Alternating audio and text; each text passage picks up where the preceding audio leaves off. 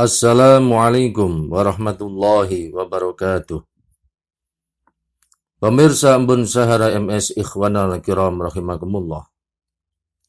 Ada beberapa kesalahan fatal dalam memahami kisah Nabi Musa alaihissalam dan Nabi Khidir alaihissalam yang dilakukan oleh golongan yang suka membenturkan antara syariat dan hakikat.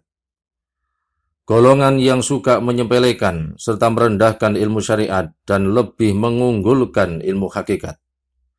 Menurut mereka, Nabi Musa masih menempati makom syariat, sedangkan Nabi Khidir telah mencapai makom hakikat. Sehingga, kedudukan Nabi Khidir jauh lebih tinggi daripada Nabi Musa. Manusia yang telah mencapai makom hakikat boleh melakukan tindakan yang dilarang oleh syariat, seperti yang dilakukan Nabi Khidir. Dan itu tidak berlaku bagi manusia yang masih menempati makom syariat, sebagaimana posisi Nabi Musa. Begitulah sebagian kesalahan fatal mereka dalam memahami kisah Nabi Musa alaihissalam dan Nabi Khidir alaihissalam. Maka dari itu, Imam Al-Qurtubi rahimallah dalam hal ini telah memberikan penjelasan sangat penting, sebagaimana dikutip dan disepakati oleh Imam Ibnu Hajar Al-Asqalani rahimallah sebagai berikut. Di sini sebaiknya kita mengingatkan tentang dua kesalahan fatal yang sering terjadi. Pertama, sebagian orang-orang bodoh memahami bahwa Nabi Khidir itu lebih utama daripada Nabi Musa, karena mereka berpegangan kepada kisah keduanya, serta apa yang termuat di dalam kisah itu. Pemahaman semacam ini hanya muncul dari orang yang membatasi pandangannya terhadap kisah tersebut, sementara dia tidak melihat keistimewaan yang telah diberikan Allah Subhanahu wa Ta'ala secara khusus kepada Nabi Musa, berupa kerasulan, mendengar langsung kalam Allah, serta mendapatkan kitab Taurat yang berisi ilmu tentang segala perkara. Dan bahwa para nabi Bani Israel seluruhnya harus taat di bawah syariat Nabi Musa, dan mereka semua disuruh untuk mengikuti hukum kenabiannya, termasuk juga Nabi Isa. Dalil-dalil tentang hal itu di dalam Al-Quran sangatlah banyak. Cukuplah dalam hal ini firman Allah Subhanahu wa Ta'ala berikut, yang artinya, "Wahai Musa, sesungguhnya aku telah memilih kamu di atas manusia yang lain di masamu, untuk membawa risalahku dan untuk berbicara langsung denganku." Quran Surat Al-A'raf ayat 144. Nabi Khidir, meskipun beliau seorang nabi, tetapi bukanlah seorang rasul berdasarkan kesepakatan para ulama.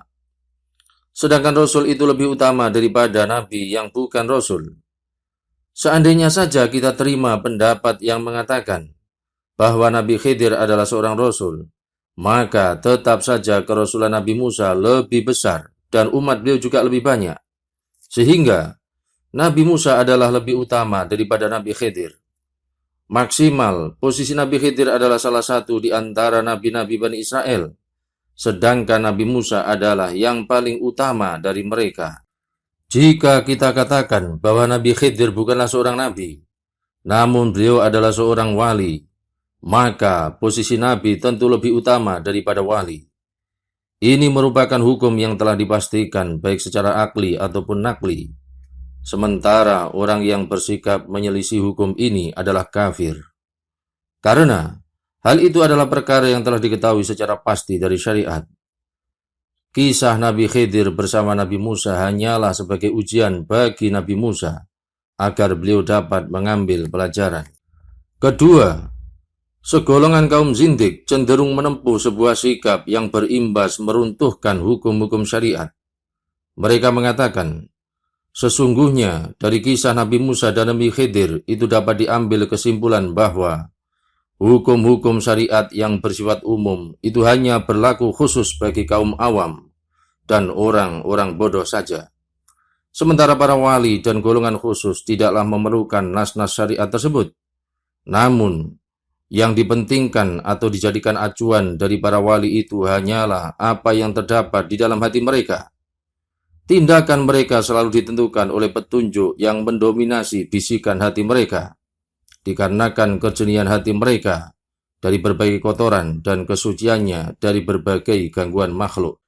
Sehingga tampaklah jelas bagi mereka ilmu-ilmu ilahi dan hakikat-hakikat Rabbani.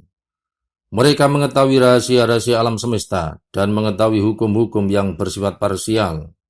Maka, mereka tidak memerlukan hukum-hukum yang bersifat general, sebagaimana yang dialami Nabi Khidir.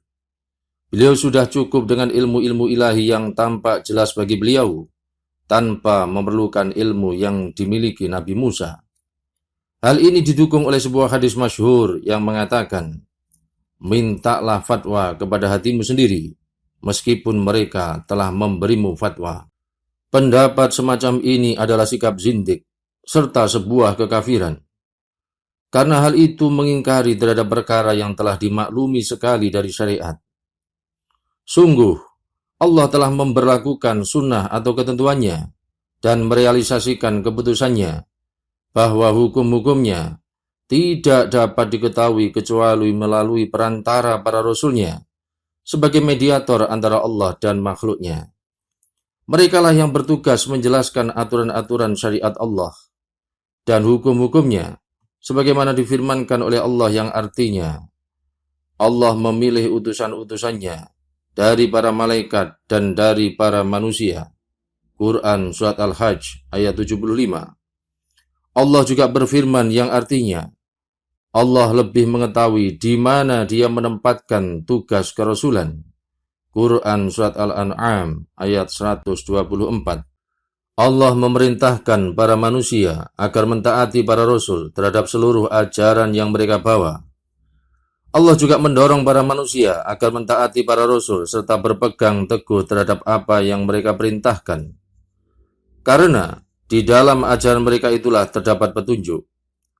Sungguh, telah tercapai ilmu yang yakin serta ijma' atau kesepakatan para ulama salaf tentang hal itu.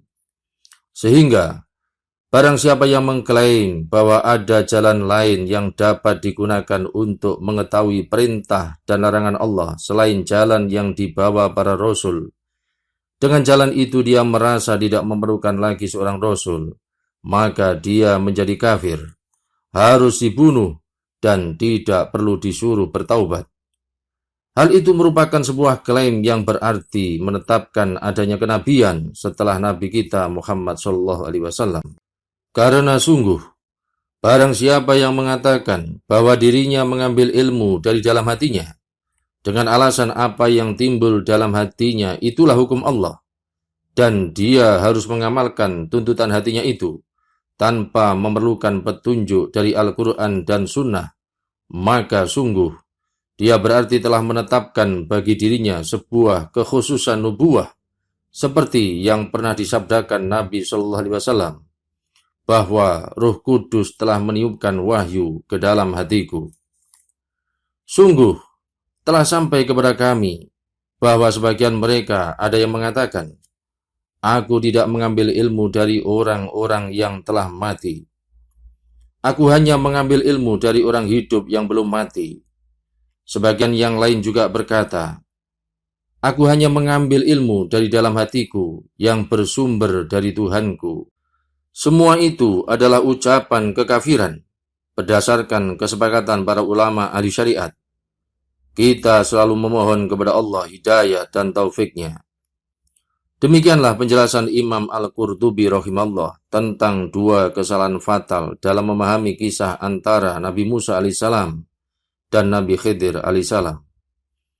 Sementara ulama lainnya juga menegaskan, sebagaimana dikutip pula oleh Imam Ibnu Hajar Al-Asqalani rahimahullah, bahwa barang siapa berdalil dengan kisah Nabi Khidir, bahwa seorang wali itu melalui beberapa perkara yang samar, boleh mengetahui sesuatu yang berlawanan dengan syariat, sekaligus dia juga boleh mengamalkannya, maka sungguh orang itu telah tersesat, dan apa yang dijadikannya pegangan tidaklah benar.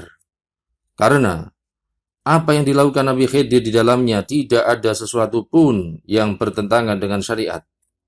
Sebab, merusak salah satu papan perahu agar tidak dirampas orang zalim.